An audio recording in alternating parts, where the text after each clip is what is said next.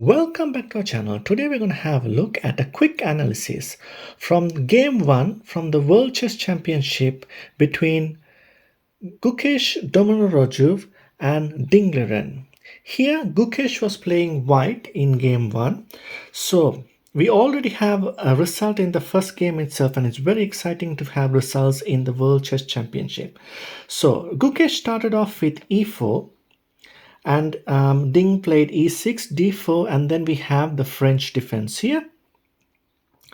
Knight fd7, f4, these are all theory, and here c5 was played. Black is attacking the base of white's pawn chain. Knight ce2, and then here we have knight c6. Here white simply played c3, and after that a5 was played, and now this is where the interesting, because here Ding is trying to get his pawn right up to a3. So that's a very interesting idea. So knight f3, here a4 was played, and when the bishop moved we have bishop e7, and so black is able to now castle kingside. However, the problem here is white simply played g4 immediately, and as we can see, there is a big risk for black if they castle kingside, because white will simply open up the kingside with their pawn storm. So here queen a5 was played, and after bishop g2, b3 was played. Now this is where the tricky move is. Now if here white simply takes, then obviously it's very advantageous for black, because after these trades, queen h4, the bishop will block the check, and after bishop takes f2, king takes f2, and then queen takes a3, and as you can see, the a2 pawn is an isolated pawn, and there's a lot of pressure on that pawn too. So that's the reason after a3 white simply played b3, and after c takes d4, the knight took first there was b4 push, which attacks the queen, and after that the knight simply took on d4. Here knight b6, the whole idea is to bring the knight to b2, because there is now an outpost because of this pawn. And as you can see, that is where everything went right for Ding because of that particular move. Here white simply castle, queen's knight c4, and after bishop f2 we have bishop d7. Here queen e2. Here black took the knight, and after that white simply retook the knight, and we have knight b2, which we already had a look. And also now the black queen is attacking the c3 pawn, which is also the base of another pawn chain.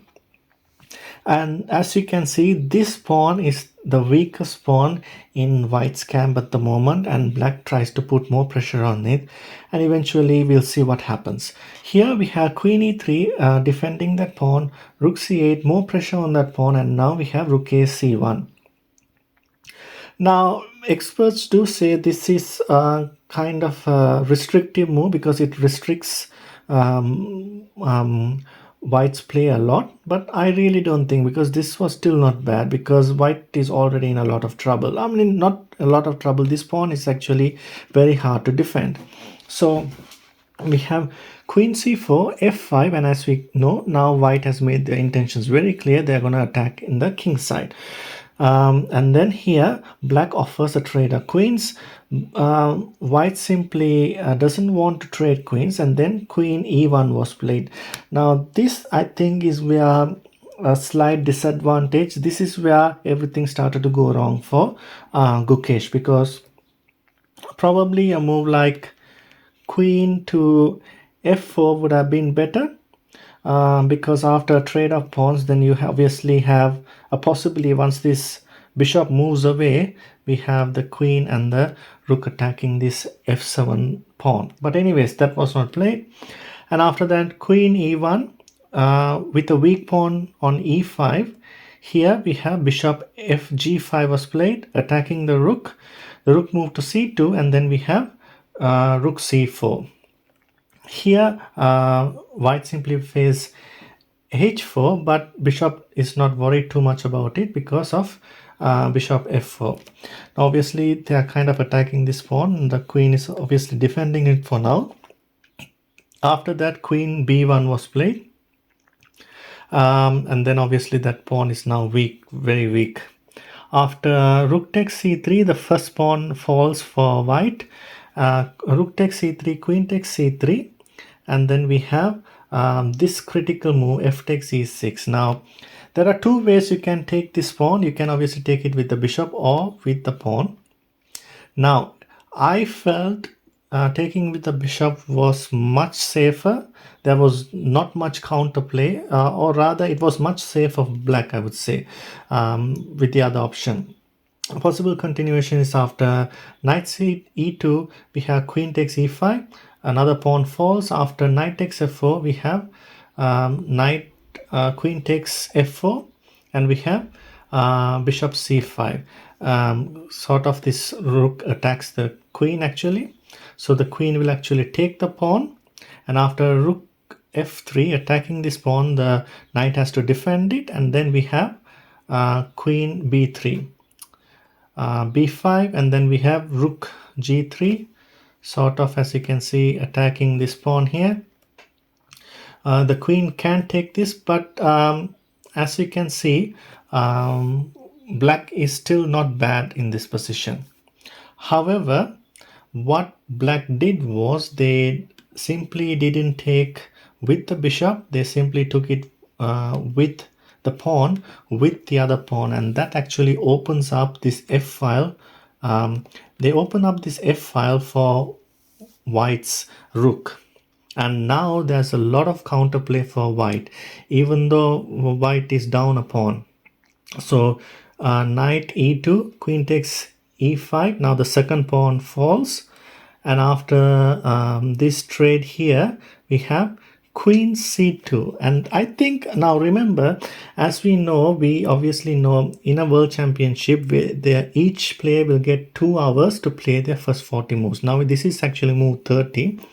And I remember I was watching this live. This was like they really had few minutes in their clocks. Literally, I mean, I remember Gukesh was having like roughly 1 minute to play 7 moves.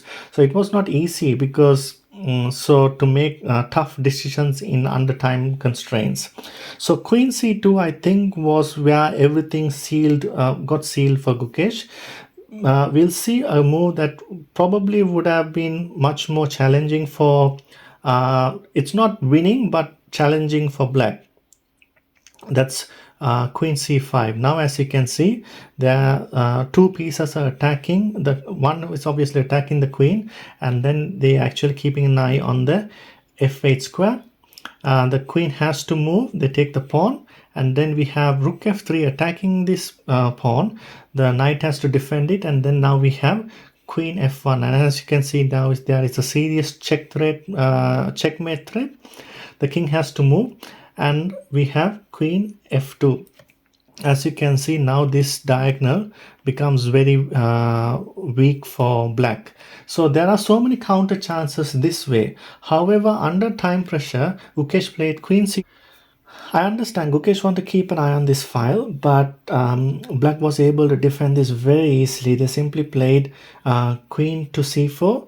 After the queen move, then we have castle. Now black was able to castle on time. Remember, in the previous variation, black wasn't able to castle. But in this example, black was able to castle without any consequences. However, black is not out of the woods yet.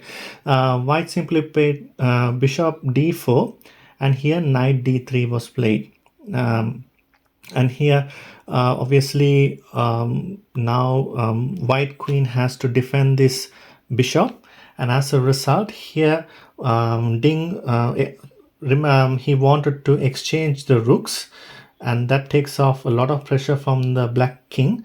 And now there's another threat. As you can see, the bishop is actually pinning the knight to the queen. So how did black play here? What do you think? They played here e5, a very good idea. Now if the bishop takes, then black took the g4 pawn with check, And after bishop g2, now remember, now they are playing these moves almost like a blitz game, because they were blitzing all their moves at this time. And I think the another move that I was also watching this live, what I didn't find out when it was live was queen f5, sorry, bishop f5. Now this is the move that pretty much solidified everything for black, and pretty much now onwards, if black with best play, black cannot lose this, because in the previous variations, black was a bit edgy, the king wasn't that safe. Now after this whole diagonal becomes safe for black. And as we can see, bishop g3 was played, and here bishop e4 was played. Black is offering a trade of bishops. White was not interested in that. They simply king went to h2. And here Ding had the presence of mind to play h6. He wanted to give that extra breathing space before continuing with the attack. And this is what we see in very strong players. They don't rush with an attack. They always look for their defenses, because at the moment the back rank is very weak for black. Before he wanted to go on in the offensive, he wanted to make sure that his king's safety is important.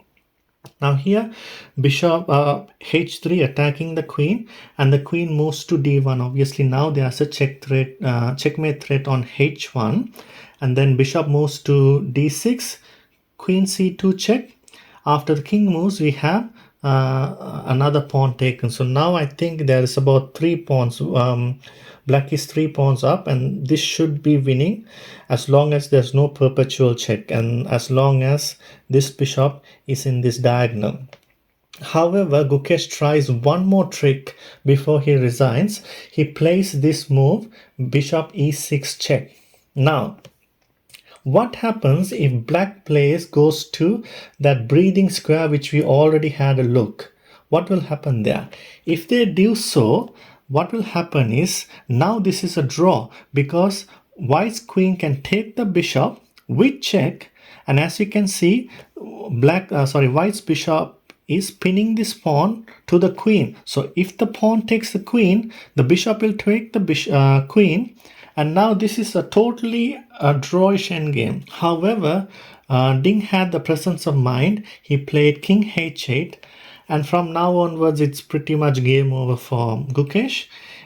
Queen takes e4, and after queen f2 check, here Gukesh resigned.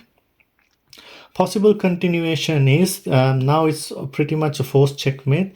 King h3, d takes e4. Obviously the queen is now gone, and then now it's pretty much a waste of time actually. Probably these two pieces would have been exchanged, and after queen c4, and as we can see, there are 2 passed pawns. One of them will eventually queen, and once it's queen, you just give an checkmate. I hope you enjoyed this video. For more videos like this, please like and subscribe, and it's bye for now.